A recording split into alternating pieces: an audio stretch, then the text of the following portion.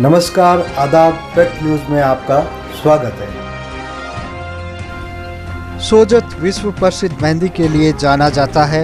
विधानसभा चुनावों की घोषणा के साथ ही दूसरी बार भाजपा से शोभा चौहान और कांग्रेस के निरंजन आर्य सोजत विधानसभा से आमने सामने हैं। निरंजन आर्य कांग्रेस प्रत्याशी, भाजपा की प्रत्याशी शोभा चौहान के संबंधी भी हैं और 2013 के विधानसभा चुनाव में इनकी पत्नी संगीता आर्य ने भी चुनाव लड़ा था कांग्रेस के टिकट पर, लेकिन वो हार गई थी। आपको बता दें कि पिछले 4 विधानसभा चुनावों में सोजत में भाजपा ही जीत दर्ज कर रही है। 2018 के विधानसभा चुनाव में भाजपा की शोभा चौहान ने 54% वोट लेकर बड़ी जीत दर्ज की थी। तो देखना होगा कि इस बार विधानसभा चुनावों में सोजत की जनता किसे चुनती है। तो आप सोजत के लिए अब इस बार क्या नई योजनाएं हैं जिनको लेके चुनाव मैदान में उतरे हैं? तो जिससे मुझे दूसरी बार कुशल नेतृत्व ने मौका दिया है, मैं भारतीय जनता पार्टी के सभी कार्यकर्ताओं का बहुत बहुत आभार प्रकट करूंगी। और मैं किसानों के लिए सबसे पहले और शिक्षा के लिए और चिकित्सा के लिए मैंने सोचा है कि ज़िले का, जैसे यहाँ दूसरा हॉस्पिटल, यहाँ मात्र एक डॉक्टर के भरोसे है। ज़िले की जो सुविधाएं होनी चाहिए वो मैं कराने की कोशिश करूँगी। और इसके अलावा यहाँ पर जैसे किसानों को फसल बीमा नहीं मिलता, उसके लिए भी मैं वैसे प्रदेश में भी, विधानसभा में भी आवाज़ उठा चुकी हूँ। और इनकी ये मांग, वास्तव में हमारे यहाँ के किसानों को किसी प्रकार का कोई मुआवजा या किसी प्रकार की कोई सुविधाएं नहीं मिलती। मेहंदी के लिए विश्व प्रसिद्ध है सोजत, तो मेहंदी के विकास के लिए जो यहाँ जो किसान है उसको इसका पूरा लाभ मिले, उसके लिए आपकी क्या आगामी योजना रहेगी? अभी मैंने प्रदेश में और केंद्र में भी कृषि मंत्री जी को लेटर लिखकर मेहंदी को कृषि जिन्स में शामिल करवाया है। और कृषि को यहाँ पर मेहंदी क्या है कि विदेशों में भी जाती है, तो विदेशों में भी अपनी पहचान बना चुकी है। चूँकि यहाँ पर ज़्यादातर किसानों की मेहंदी बताई गई है और सबके वैसे है नहीं, तो इसी प्रकार से यहाँ के किसानों को जो मुआवजा मिलना चाहिए फसल बीमा का, वो नहीं मिल पाता। आपके सामने जो प्रतिद्वंदी है निरंजन आर्य, वो आपके संधि बताए जा रहे हैं, तो उनको आप किस तरह से जो है चुनौती स्वीकार करते हैं? मेरे लिए वो कांग्रेस के प्रत्याशी है और मैं भारतीय जनता पार्टी का मेरे पास है, तो मेरे सभी कार्यकर्ताओं के बदौलत मैं ये कहना चाहती हूँ कि कार्यकर्ताओं की हमारी मेहनत के बदौलत हम भारी मतों से हराएंगे।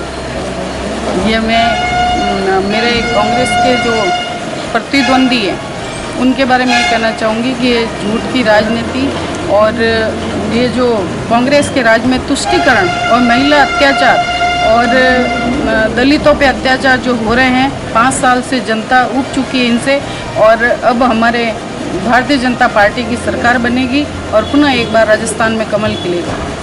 यहाँ तो घर घर बीजेपी है और जिस वक्त राजनीतिक क्षेत्र में यहाँ पे कार्य शुरू किया है, एक एक वोटर को और एक एक मतदाता से डायरेक्ट संपर्क है।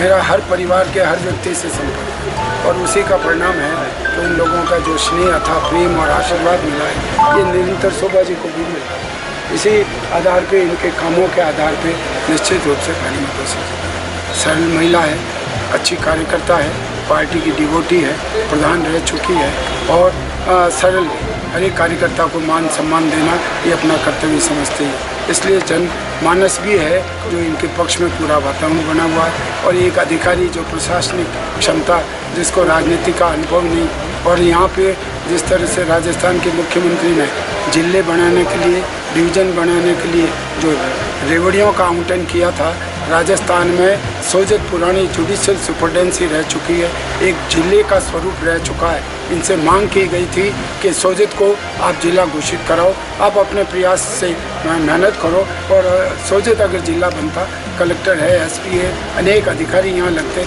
मैंने भी अपने कार्यकाल में एमई ऑफिस है और यहाँ का जितना भी डेवलपमेंट हुआ है वो यही सोच के कि सोजत एक दिन जिला बनेगा, परंतु इन आशाओं पे उन्होंने तुषाराघात किया है, जनता के साथ विश्वासघात किया है। आज पेयजल की जो समस्या है, ये 9-9 दिन तक सोजत की जनता को पानी नहीं मिल रहा है। और भ्रष्टाचार चरम सीमा पे सोजित में विधानसभा में पहुंचा हुआ है। हर प्रशासनिक अधिकारी निरंकुश है, इनका कोई अंकुश नहीं है। और हमने सोजित में हमारे दवे साहब से लेके अभी शोभा जी तक सब लोगों ने यहाँ विकास कार्य करवाया है और आप खुद आसपास में घूम के देख लोगे, आपको विकास नज़र आएगा।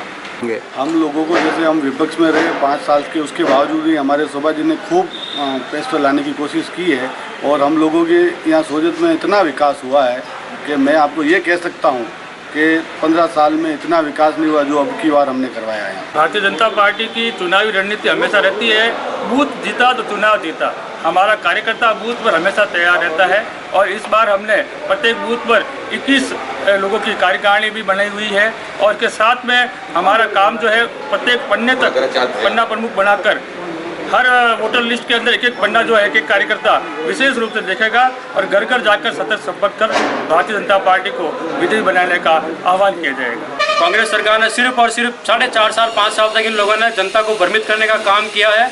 ये चोरों की सरकार है, भ्रष्टाचारियों की सरकार है, ये युवा विरोधी सरकार है। इनको यहाँ से हमेशा के लिए यहाँ से उखाड़ फेंकना है इस सरकार को। ये हमारे युवाओं का संकल्प है। मैं एक भेड़ पालक परिवार से आता हूँ। कांग्रेस सरकार ने जो पशु कल्याण बोर्ड गठित किया हुआ था, श्रीमती वसुंधरा राजे जी ने उसको निवासी समाज को आवंटित आचार संहिता लगने के बाद में दिया। जीवन यापन करने के लिए प्रवास जात में जाते हैं, उनके साथ हादसा हो जाता है। सभा बस्सी के रतनजी देवासी की 80 भेड़ें मर गई, मगर इस सरकार भेड़ पालकों की कोई समस्याएं सुनती नहीं है, नहीं हमारी आवाज़ वहां तक पहुंचती है। इसलिए मैं आपके इस चैनल के माध्यम से सरकार तक आवाज़, अब सरकार तो रही नहीं, वो तो गिर चुकी है। बोल रहे फ्री बिजली दे रहे, कहाँ बिजली दे रहे? बिजली आ ही नहीं रही आपकी, तो फ्री क्या करेंगे? फ्री पानी नहीं आ रहा है, 3-3 महीने से हमारे क्षेत्र में पानी नहीं आ रहा है। हमने धरना भी किया, लेकिन ये कांग्रेस की निकम्मी सरकार के कानों में जू नहीं रखती है। यहाँ पे एक एयरपोर्ट की आवश्यकता है जो माननीय विधायक महोदय इस बार जीत के जाएगी, मंत्री बनेगी, सोजत के अंदर जरूर बनेगा।